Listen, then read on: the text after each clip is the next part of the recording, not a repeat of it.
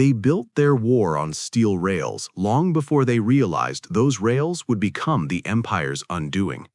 From the first days of Hitler's rearmament to the final months of the Third Reich, Germany's strategy, economy, and military movement relied on a single infrastructure more than any other, the Deutsche Reichsbahn. No other major power in World War II depended as completely on railways. The United States possessed fleets of trucks and limitless fuel. The Soviet Union fielded masses of Lend-Lease vehicles and operated across a homeland with enormous rail redundancy. Britain, fighting defensively, moved troops primarily by sea. But Germany, constrained by geography, limited oil reserves, and an industry unable to produce enough motor transport, built a war machine that could not move without trains. And that dependence, at first an invisible strength, would become the Wehrmacht's greatest weakness.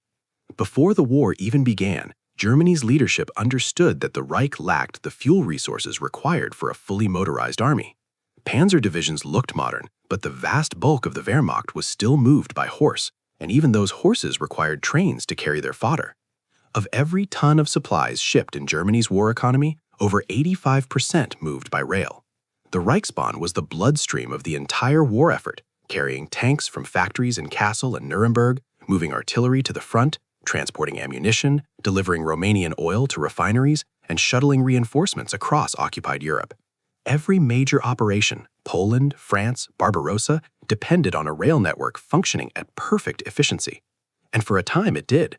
In 1941, German logistics officers marveled at how quickly the Reichsbahn could move divisions eastward. But they also knew, though few dared say it aloud, that the system was stretched to the breaking point even in victory. The deeper Germany pushed into the Soviet Union, the more track it had to repair, convert from Russian gauge, and protect from partisans. Each mile added to the logistical burden. Each train required manpower, coal, and engines Germany could not easily replace. Yet as long as Germany remained on the offensive, the rail network appeared stable. Its fragility became visible only when the war turned against the Reich.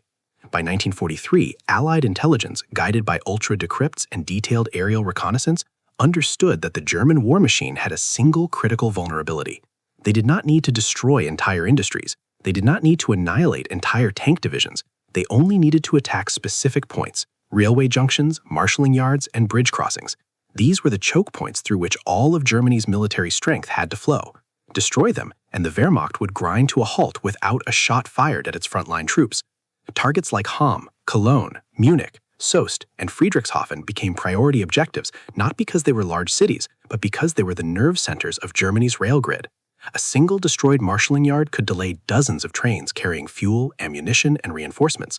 A single blocked junction could paralyze entire army groups. It was a strategic insight as devastating as it was simple. A modern mechanized army cannot fight if it cannot move, and Germany's army, despite its tanks and mechanized image, could not move without rail. Inside the Reich, the leadership understood the stakes. Albert Speer, Minister of Armaments, warned repeatedly that the railway system was nearing collapse due to overuse, insufficient new locomotives, and a repair burden far greater than anticipated.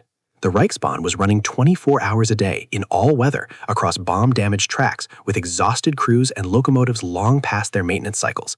Every supply delivery required more trains. Every retreat demanded emergency transport. Every shifting of reserves consumed precious rail capacity. Meanwhile, fuel shortages crippled attempts to substitute truck transport. Germany simply did not have the gasoline or the vehicles to replace lost trains.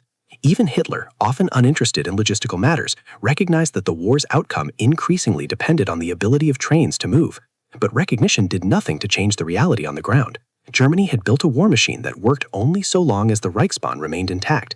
It was a vulnerability waiting to be exploited. And in 1943-44, the Allies would strike directly at that weakness with unprecedented precision. When they did, the great rail network that once carried conquest across Europe would instead carry the seeds of Germany's defeat. The Allies did not begin the war knowing that Germany's rail network was its Achilles heel.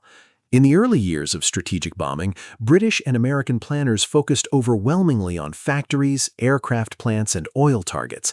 Their intent was to destroy Germany's ability to produce weapons, not its ability to move them. But as the war expanded and intelligence deepened, a new understanding emerged. Germany's mechanized army, vast occupation zones, and sprawling industrial geography all depended on a single vulnerable system held together by steel rails and switching yards. break the network, not the factories, and the entire German war effort would seize up like an engine without oil. The discovery of this weakness was not sudden. It evolved through a combination of ultra-decrypts, aerial reconnaissance, captured documents, and the hard lessons of 1942-1943. Field reports from the Eastern Front, intercepted by Allied intelligence, repeatedly mentioned delays, shortages, and bottlenecks that stemmed not from production failures, but from rail congestion and breakdowns. German generals complained that fuel shipments arrived late, ammunition stocks were inconsistent, and reserve divisions often reached the front exhausted after days stalled on damaged or overloaded lines. Meanwhile, Allied photo analysts noticed that certain German railway hubs processed extraordinary volumes of railcars. Hamm, for example, was the largest marshalling yard in Europe, an intricate web of tracks capable of sorting 10,000 railcars per day. Cologne, positioned along the Rhine, was a gateway to both the Eastern and Western Front. Munich connected southern Germany to Italy, Austria, and the Balkans. These cities were not just transportation centers, they were the beating heart of Wehrmacht mobility. By late 1943, the British Air Ministry and the U.S. 8th Air Force reached the pivotal conclusion. Germany's armies could be paralyzed not by destroying tanks, but by destroying the rails those tanks depended on. This insight became the cornerstone of a new Allied doctrine, the Transportation Plan. Spearheaded by Air Marshal Arthur Tedder, Air Chief Marshal Trafford Leigh-Mallory, and U.S. General Karl Spaatz, the plan proposed something revolutionary. Instead of attacking the German army directly, the Allies would destroy the rail system that fed it. Not everywhere, only at critical choke points. A handful of targets could disrupt entire fronts. That meant the targets needed to be marshalling yards where trains were assembled, switching centers where lines converged, junctions that fed multiple fronts, locomotive repair depots, bridge crossings impossible to detour around. The shift in strategy coincided with the arrival of long-range escort fighters, especially the P-51 Mustang, which finally allowed U.S. bombers to strike deep inside Germany with acceptable losses. Aircraft that had once struggled to survive beyond the Ruhr could now reach Munich, Leipzig, and Berlin under fighter cover. For the first time, Allied air forces possessed both the capability and the doctrine to destroy the Reichsbahn systematically. When the transportation plan began in early 1944, the results were immediate and dramatic. Precision attacks using 500 and 1,000-pound bombs shattered switching yards, locomotive roundhouses were flattened, vital bridges were dropped into rivers, and Germany found itself facing a crisis no number of panzer divisions could solve. The destruction of a single marshalling yard often halted dozens of trains simultaneously, creating a backlog that rippled across entire regions. Luftwaffe attempts to protect the network faltered. Radar blindness, pilot shortages, and lack of fuel meant interception efforts were increasingly ineffective. As Allied bombing intensified, repair crews, already stretched thin and often lacking materials, were forced to work under conditions so dangerous that some refused to operate in daylight. Night repairs slowed the effort. Repeat bombings undid their work before dawn. Meanwhile, ultra-decrypts confirmed the success of the campaign. Messages between Wehrmacht commands were filled with escalating panic. Artillery shells not delivered, fuel trains missing, reinforcements arriving days late or not at all. Even German archival records concede that by spring 1944, the rail system was straining under a level of pressure it had never been designed to absorb. The Allies had identified the Reich's most vulnerable artery and struck it with precision and persistence. With every bombing raid on Hamm, Cologne, Munich, and the dozens of smaller junctions that fed them, the veins of the German war effort constricted a little more. The Wehrmacht had always appeared agile, fast, and mechanized, but now the illusion collapsed. Without trains, the Wehrmacht could not move. Without movement, it could not fight the way German strategy demanded. And the bombers were just getting started. When the transportation plan reached full force in the spring of 1944, Germany discovered in the harshest possible way what it meant to fight a modern industrial war without a functioning railway system.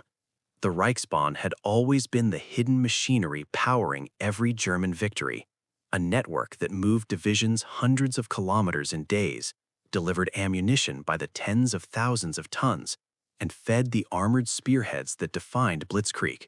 But once the Allies began destroying the junctions, marshalling yards, and locomotive depots that held this vast structure together, the entire German war machine began to seize up. And when the trains stopped, the Wehrmacht stopped with them. The effects were immediate.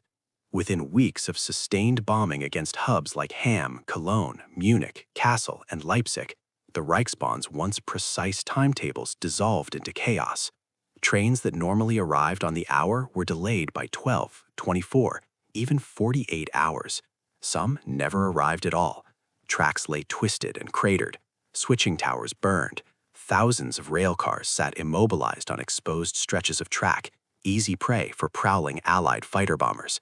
The Luftwaffe, crippled by fuel shortages and pilot attrition, could no longer defend the rails.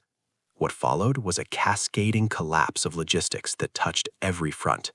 Fuel, Germany's most precious wartime resource, was the first to choke.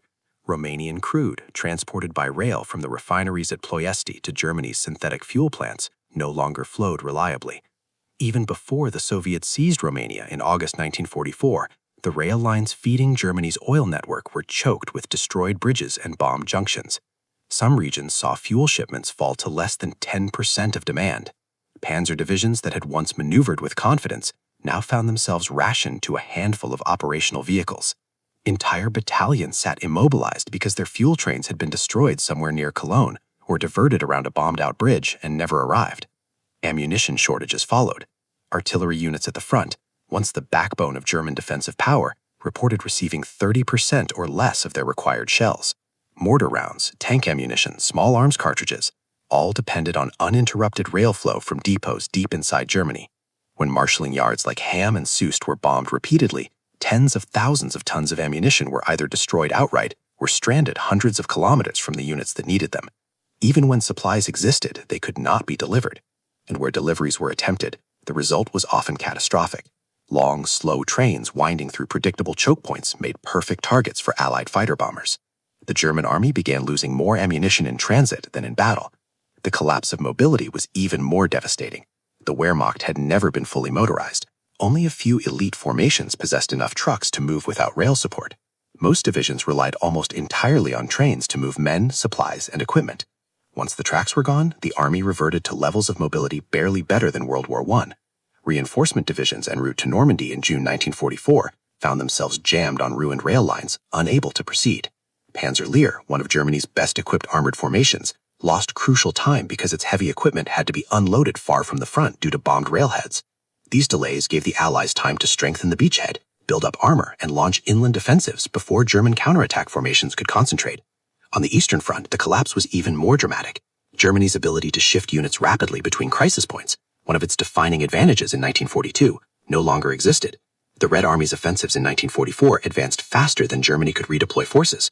When Army Group Center collapsed during Operation Bagration, its destruction was accelerated by the fact that reinforcements could not be moved east in time. Trains carrying replacements, fuel, and artillery moved slowly along shattered makeshift routes. Many were destroyed by long-range Soviet aviation or Allied strategic bombing before they ever reached the battlefield. Even in routine operations, the absence of functioning rail corridors paralyzed Germany's ability to adapt.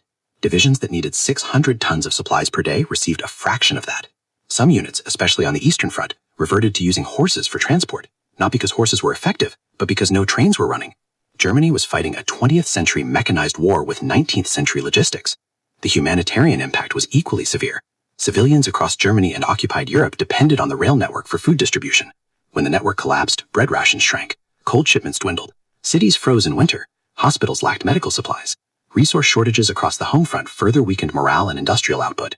The collapse of Germany's railway system was not simply a logistical inconvenience. It was a systemic failure that crippled every facet of the war effort, military, industrial, and civilian. It was the point at which the Reich's strategic momentum reversed permanently. Once the train stopped, Germany could no longer shift forces, no longer supply armies, and no longer sustain the industrial base required to continue the war. The Wehrmacht had always moved on rails. Now the rails were gone, and with them, so was Germany's ability to wage war. By 1944, Germany no longer lost operations because of tactical mistakes or inferior battlefield performance alone.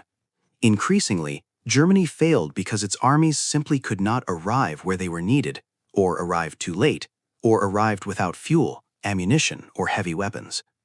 Every counteroffensive the Wehrmacht attempted from mid-1943 onward was shaped not by German plans, but by Allied bombs falling on railways hundreds of kilometers behind the front.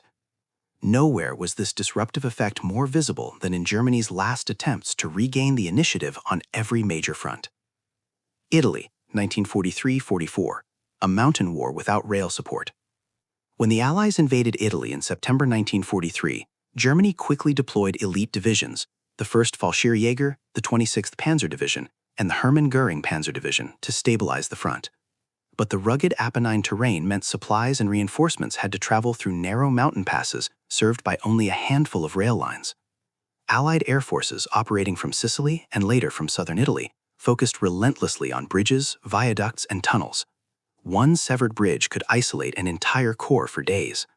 German counterattacks at Salerno, Anzio, and Cassino consistently failed because heavy equipment and artillery could not reach the battlefield. Reports from 10th Army repeatedly complained that tanks arrived without fuel, artillery without shells, and infantry without heavy weapons. The rail war had turned Italy into a logistical trap. Normandy, 1944. Germany's armored reserves arrived too late.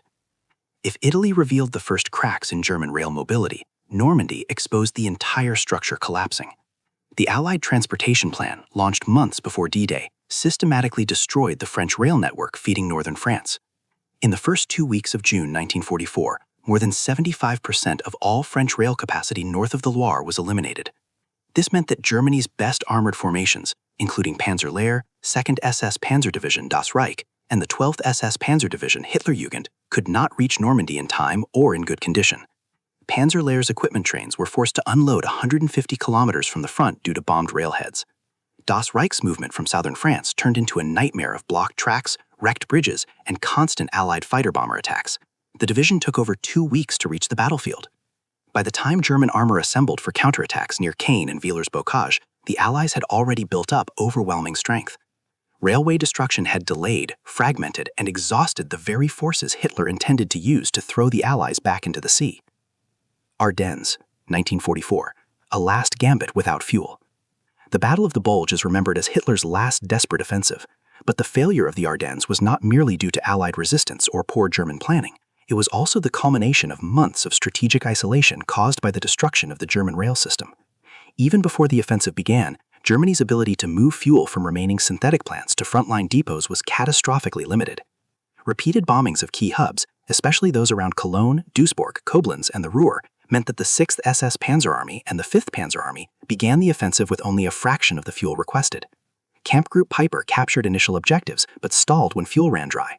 Panther and Tiger tanks were abandoned not because they were destroyed, but because the railway system had failed to deliver gasoline weeks earlier. The offensive had been designed around capturing Allied fuel stocks, precisely because Germany could no longer move its own fuel through its shattered transportation network. Eastern Front, 1944-1945. The Wehrmacht can no longer maneuver. While the Western Allies crippled Germany's logistics with bombs, the Eastern Front exposed the consequences even more dramatically. During Operation Bagration in June 1944, the Red Army advanced over 400 kilometers in a matter of weeks, destroying Army Group Center. German attempts to redeploy reserves from Poland, Hungary, and East Prussia were helplessly delayed by wrecked rail corridors. Entire divisions arrived without heavy equipment because their trains had been destroyed en route. Others arrived days too late to influence the outcome. As the Soviets continued their drive towards the Vistula and later the Oder, the German front collapsed faster than the Reichsstand could patch tracks or reroute trains. In early 1945, the situation became hopeless. The rail lines feeding East Prussia, Silesia, Pomerania, and the Czech lands were severed one by one. Retreating German forces were often stranded when trains failed to arrive. Even evacuation operations for civilians suffered catastrophic delays, leading to tragedies as the Red Army overran towns still awaiting trains that would never come. Across every theater, Italy, France, Belgium, Poland, and the Baltic, the same story played out. Germany could plan offensives, mass troops, issue orders, and reposition units on maps, but it could no longer move the units themselves. The destruction of key junctions and marshalling yards meant the Wehrmacht had lost the ability to maneuver at the operational level. A modern army without rail mobility is an army fighting blind and crippled, and by late 1944, Germany was fighting on stumps. Railway destruction did not just disrupt isolated battles, it dismantled Germany's ability to wage war, and in every failed counteroffensive of the late war, from Anzio to Normandy to the Ardennes to Vistula-Oder, the true cause of German failure was already written on the twisted steel of bombed-out tracks, hundreds of kilometers behind the lines. By late 1944, Germany's railway system was no longer merely strained, it was on the verge of systemic collapse. Every weakness in the Reichsbahn that had been buried under early war victories was now exposed, magnified, and made catastrophic by relentless Allied pressure. Germany still had factories, weapons, ammunition, and fuel in storage tanks. What it no longer had was the ability to move any of it. Repair crews could not keep up with the destruction. Locomotives could not be replaced. Bombers dominated the skies. And no amount of tactical skill or battlefield bravery could save an army whose supply arteries had been severed. The crisis was not theoretical. It was mechanical, physical, and irreversible. The Reichsbahn was overloaded long before the bombing began. Even in 1942, before Allied bombing reached its peak, internal reports warned that the railway system was operating at unsustainable levels. The invasion of the Soviet Union had extended supply lines hundreds of kilometers into territory with incompatible track gauges, requiring massive conversion efforts. Trains had to carry everything: ammunition, artillery, coal, grain, fuel, and even the horses that pulled supply wagons from most infantry formations. The Reichsbahn lacked spare locomotives, reserve rails, and additional maintenance crews. Bombing did not create the crisis. It merely pushed an already overstressed system past the breaking point. Repairing damage was impossible under Allied air superiority. German railway engineers were skilled and often worked with extraordinary bravery, repairing tracks under fire, rebuilding bridges in freezing conditions, and restoring rail yards smashed by 1,000-pound bombs. But they faced an impossible task. Allied dominance in the air meant repair crews could only work at night. Even then, they risked being targeted by radar-guided mosquitoes.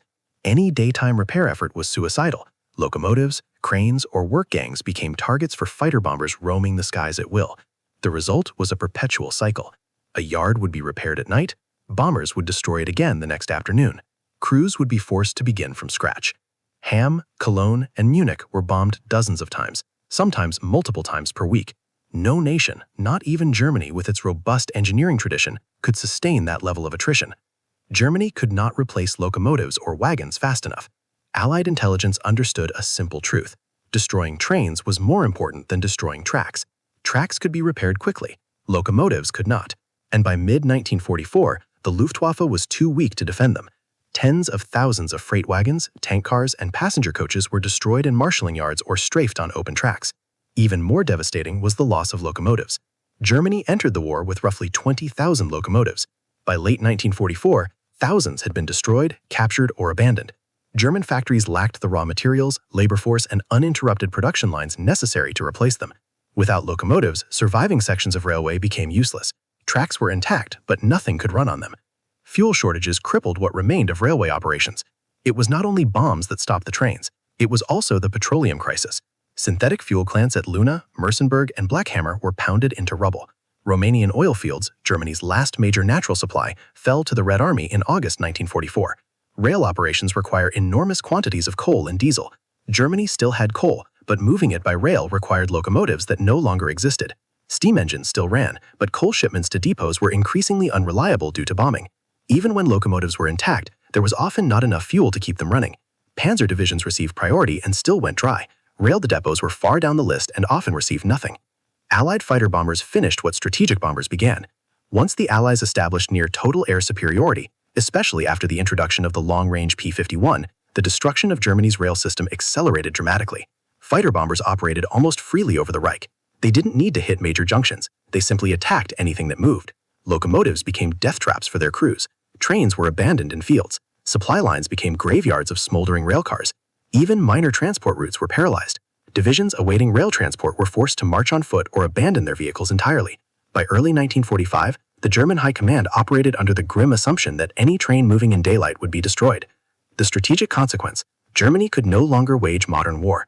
Without railways, Germany could no longer move reserves between fronts, supply panzer divisions with fuel or ammunition, repair or redistribute equipment, support cities with coal and food, evacuate civilians from threatened regions, maintain industrial output. The collapse of the rail network triggered a nationwide logistical implosion.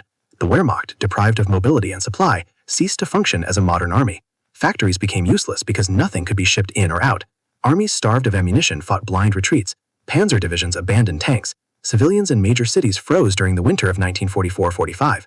When historians say Germany lost the war because it was outproduced, that is only half the truth. Germany lost the war because it could no longer move what it produced. The Allied air campaign did not just bomb targets, it dismantled the mobility of an entire nation. In the end, the Reichsbahn, once the greatest logistical asset of the Wehrmacht, became the single point of failure that ensured Germany's defeat. When the rails broke, everything broke. The war was already lost before the surrender, lost silently, irreversibly, and absolutely on the twisted steel of the Reich's shattered railway lines.